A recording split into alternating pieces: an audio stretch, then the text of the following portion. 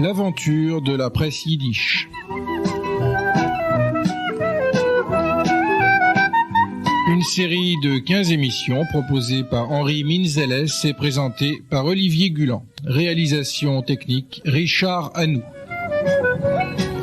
Une série réalisée avec le concours de la Fondation Doron. Bonjour Henri Minzeles. Bonjour. Alors le dernier épisode de notre feuilleton était consacré aux particularités de la presse yiddish. Aujourd'hui, nous allons nous intéresser plus précisément aux liens existants encore entre la presse et la littérature yiddish. Alors il faut commencer peut-être par dire que la presse yiddish elle-même était un élément de culture. Absolument, c'est exactement ça. Cette interpénétration entre le journal que les gens lisaient, n'est-ce pas, et la littérature, cela allait de pair. C'est-à-dire on ne diffusait pas uniquement les nouvelles, ce n'était pas seulement un moyen d'acculturation. D'ailleurs, des gens ont appris à lire non pas dans des manuels, mais en lisant le journal, un peu comme il y a des gens qui apprennent une langue étrangère en écoutant la télévision. C'est vrai, si je peux donner cet exemple, pour ce qu'il vaut. Mais ce qui est surtout caractéristique, c'est la part que la littérature a pris dans les journaux. Par exemple, il n'était pas rare que dans chaque quotidien, pour ainsi dire, en Pologne et au Forward, par exemple, aux États-Unis, il y eut un poème. Il faut dire que le genre poétique est un genre très très apprécié, très prisé, à la fois par les poètes et aussi par les lecteurs. Et il y a eu énormément de poèmes, des fables de Steinbach, par exemple, des poèmes de Peretz Speransky et d'autres, mais enfin peu importe de citer les noms. Il y en a un que je vais citer, c'est Levi, qui a été un très très grand poète, et très souvent des poèmes ont paru dans les journaux. Alors ça, je pense aussi à Bergelsson, je pense à Markisch, vraiment ça, c'était un aspect de la littérature. Et puis, il y a eu d'autres aspects de la littérature, c'était les romans. Mais pour ça, je pense qu'il faudra attendre ce qu'on appelle le feuilleton. Hein. Alors, Henri Minzeles, si les journaux yiddish étaient très littéraires, très intellectuels, en revanche, ou parallèlement peut-être, la littérature yiddish elle-même avait parfois tendance à être un peu trop journalistique, un peu trop idéologisée. Oui, mais alors ça, c'est un autre débat. C'est un débat que nous avons vu la dernière fois, et c'est probablement un débat que nous verrons la prochaine fois. Mais par exemple, sur le plan de l'idéologisation, il a régné dans les années entre 1900 et 1910, où se sont constitués les principaux courants idéologiques du judaïsme, et je pense au sionisme toutes tendances confondues, je pense au socialisme juif, je pense à l'anarchisme dans une certaine mesure. Il est vrai qu'en littérature, il y a des écrivains qui ont exprimé cela d'une manière peut-être un petit peu trop vigoureuse, ce qui a, comment dirais-je, un écrivain comme Yitzhak Leibush Peretz, le fameux Peretz, en 1906 a écrit un article très violent qui s'appelait Hoffnung und Schreck, c'est-à-dire l'espoir et la terreur.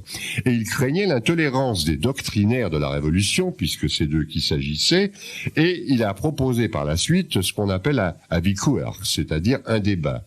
Je le dis en yiddish. Alors, ceux qui connaissent bien l'hébreu... C'est pas exactement la même chose en hébreu. Bon, disons que la prononciation n'est pas trop mauvaise pour un hébraïsant, mais quand je dirais MS au lieu de Emet, enfin, vous avez compris quand même.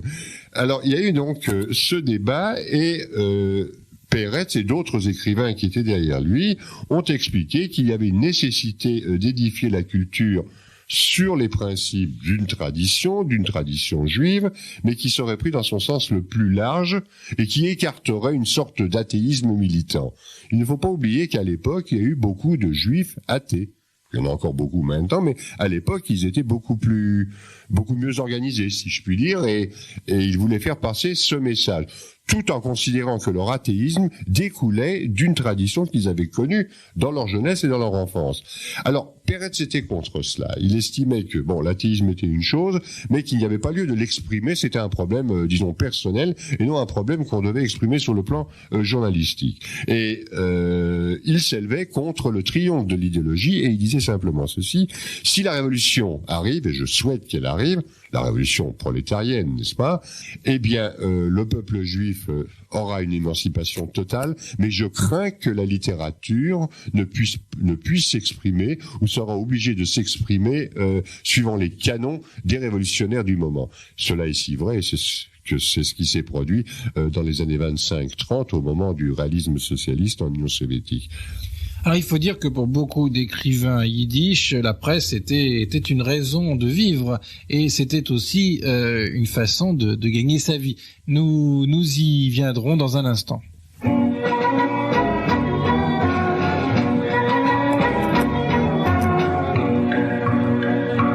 Wenn es hebt nur Unzittung in die Nacht geht vorbei, auf dem Himmel schwimmen Wolken sich darin. Fuhren wir zusammen Pferdl, ich und die, nur in zwei, letzte Stern mit dem Himmel, als sie stimm. Also sind wir gefahren, ganze Zeit, Juren lang, und die Koppet ist gespritzt, die Finken weit. Schöne Zeiten sind schon sehr gicht vorbei, es gibt Bank, und wenn ich kenn dich, haben mir sich nicht zerschämt.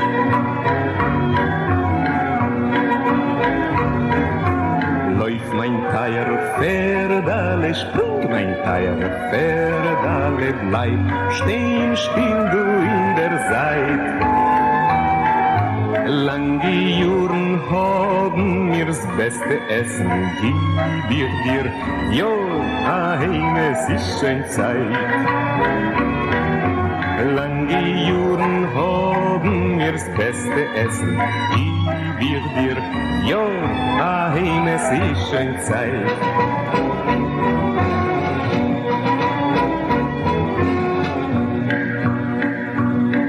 Hab dich du mitgekovet, mit Petko bis den Stuhl, hab dein Wogen und gefarbt mit reinem Lack. Jetzt der Metro in Maschinen fuhren euch, Bargentul, bin zerfischt von Ford, Citroën, Cadillac. Weiß nicht, was ist du geschehen, mein Pferdl so mir geschwind. Die Zeiten haben ihn zermischt, den ganzen Meuch. Es ist kein Platz für mir und dir, nicht du mein Pferdl sind, nur für die, wo's bin hinten geht der Räuch.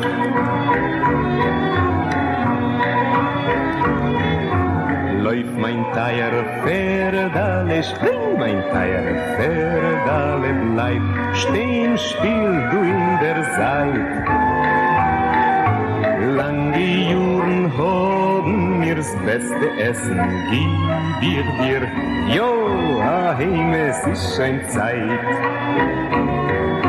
Lange Juren haben mir's beste Essen, gib ich dir, jo, heim, es ist schön Zeit.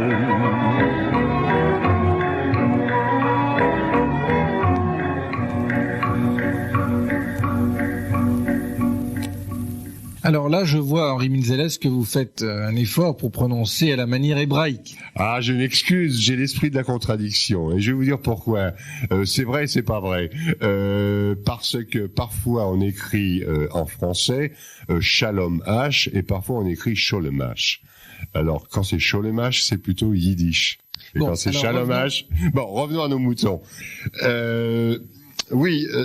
ils n'ont pas vraiment vécu de leur plume, mais ils ont flirté avec le journalisme parce que c'était un moyen de faire paraître leurs œuvres. C'est à partir des feuilletons, et nous verrons ça une autre fois, à partir des feuilletons ou des contes et nouvelles que, je pense par exemple aux frères Singer, et surtout le dernier, Isaac Bashevis Singer, en écrivant dans le Vorwärts, il a écrit beaucoup de contes et de nouvelles, y compris une littérature que certains appellent la Chunk-littérature, il faudra en dire quelques mots, c'est-à-dire la littérature, disons, un petit peu olé, enfin un peu à la limite, disons, de la pornographie. Enfin, certains esprits, certains puristes disaient qu'il allait un peu trop loin, parce qu'il y avait des côtés sexuels que la littérature yiddish n'a pas tellement utilisé. C'est une littérature très pudique. Hein. Il faut dire que les journaux yiddish étaient aussi très pudiques. Enfin, c'est un autre domaine.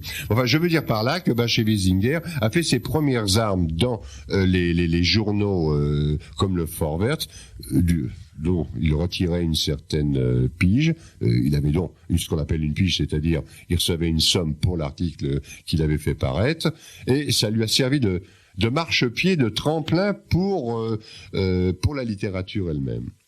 Alors il y a un livre tout à fait intéressant de Schmerouk sur ce sujet. C'est un grand article. Il est paru un livre, mais alors c'est uniquement circonscrit à 1971, parce que l'on veuille ou pas, il n'y a pas actuellement, il n'existe pas, à part ce que nous faisons, une histoire de la littérature, une histoire de la presse yiddish. Mais par contre, je conseille la lecture de Schmerouk. Ronen Schmerouk est un intellectuel israélien, yiddishiste, qui avait fait paraître en son temps la littérature yiddish en Union soviétique. Et c'est paru dans un livre qui s'intitule « Les Juifs en Union soviétique depuis 1917 ». C'est paru chez Kalman Levy il y a près d'une vingtaine d'années. J'engage les auditeurs à devenir des lecteurs et de lire cela en français. C'est très intéressant parce qu'il y a aussi une histoire de la littérature hébraïque, néo-hébraïque en Union soviétique. Il y a des parallèles, il y a des différences, mais il y a aussi le climat dans lequel cette presse et cette littérature yiddish s'est développée.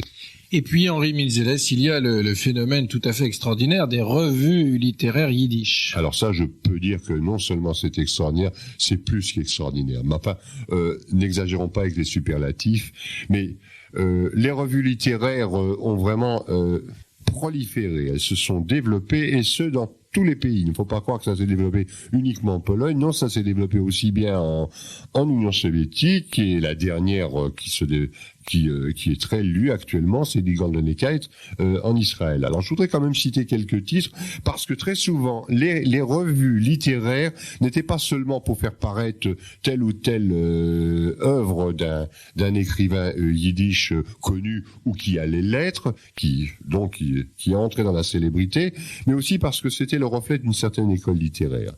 Il ne faut pas croire que la littérature yiddish a été une littérature statique, elle a été au contraire dynamique, puisqu'elle a réussi à avaler en 30 ou 40 ans ce que des siècles avaient fait dans les autres littératures. Et notamment au sortir de la Première Guerre mondiale, il y a eu par exemple en France ou disons aux États-Unis ou dans d'autres pays, le surréalisme, Dada, etc. Eh bien, la littérature yiddish, les écrivains yiddish, par les revues, ont été aussi soit des surréalistes, soit des dadaïstes, etc.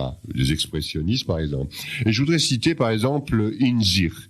Inzir était une revue. Inzir, ça veut dire introspection. Je n'ai pas trouvé d'autres termes plus approchants. Et c'était une revue qui était vraiment d'avant-garde, parce que de nouvelles formes littéraires, il ne s'agissait plus de faire des choses d'une manière un peu à plat, mais au contraire de communiquer des impressions et même des expressions dans la littérature. On a même créé un nom spécialement. On appelait les tenants de cette avant-garde les Inziristen. C'est ça, les Inziristen, qui étaient les introspectionnistes. Il y a eu des écrivains prolétariens historiens qui ont exprimé l'importance du prolétariat juif et non juif dans la littérature et dans les nouvelles formes de littérature. Il y a eu aussi une recherche d'esthétisme. Ça, c'est quelque chose qui a beaucoup frappé les juifs, et il y avait une influence certainement à la fois soviétique et allemande à l'époque. Et puis, je vais citer d'autres revues, Chaliastra, qui a paru en Pologne et à Paris, Eigens, qui veut dire en propre, en soi, qui a paru à Kiev, des Literarische Blätter, qui était une revue vraiment de très haut niveau qui paraissait à Varsovie. À Moscou, il y avait Strom, c'est-à-dire le courant, enfin la tornade, si je puis dire. Il y a eu à Minsk, Der Stern, l'étoile. Enfin, et j'en passe. Et je crois que la dernière qu'il faut vraiment citer, parce qu'elle me paraît très importante, elle donne le ton, c'est la meilleure revue à l'heure actuelle, c'est Die Goldenekait, la chaîne d'or, qui paraît à Tel Aviv. Qui paraît à Tel Aviv et qui est dirigée par Avram Sutzkever. Alors, quelques mots donc sur cette revue qui est, peut-on le dire aujourd'hui, le centre de la littérature yiddish contemporaine. Oui, c'est pas le seul, mais c'est vraiment le principal centre. Oui, il est aussi bizarre que ça puisse paraître. Il y a encore un journal qui paraît en Union soviétique qui s'appelle Sovjetisch Heimland, où parfois on retrouve des écrivains, des communications d'écrivains sur des thèmes littéraires dans cette revue qui est mensuelle ou parfois bimestrielle. Mais ce n'est pas comparable, aucunement comparable à Die Goldenekait. Die Goldenekait est un journal qui a été créé, enfin une revue qui a été créée en 1948, je crois. Oui, quelque chose dans ce goût-là, ou en 1950. En tout cas, ils ont fêté le 40e anniversaire de la revue il y a peu de temps.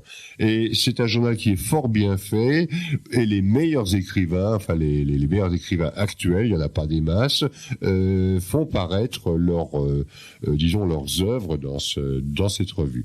Elle est surtout axée sur un bon yiddish. C'est-à-dire que ce n'est pas n'importe quel graphomaniaque, excusez-moi d'expression, Olivier Gulan, qui peut dire bon, parce que j'ai fait des vers de Mirliton, ça va paraître dans...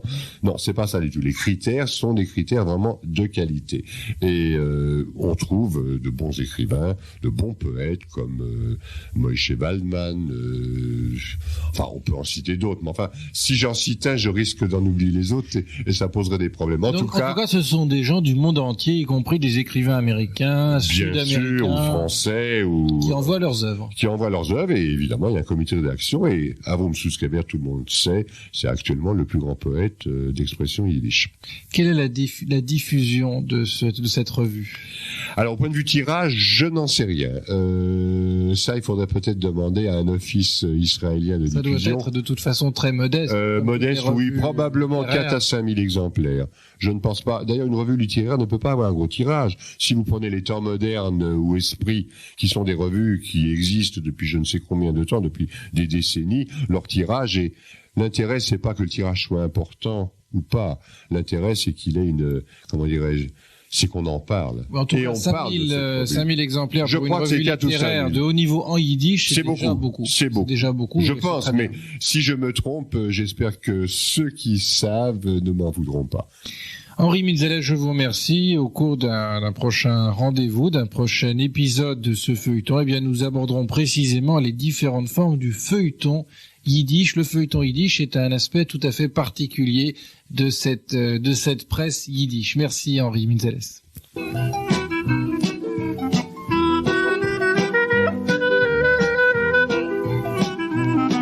C'était l'aventure de la presse yiddish, une série d'émissions proposées par Radio Communauté Judaïque FM avec le concours de la Fondation Doron.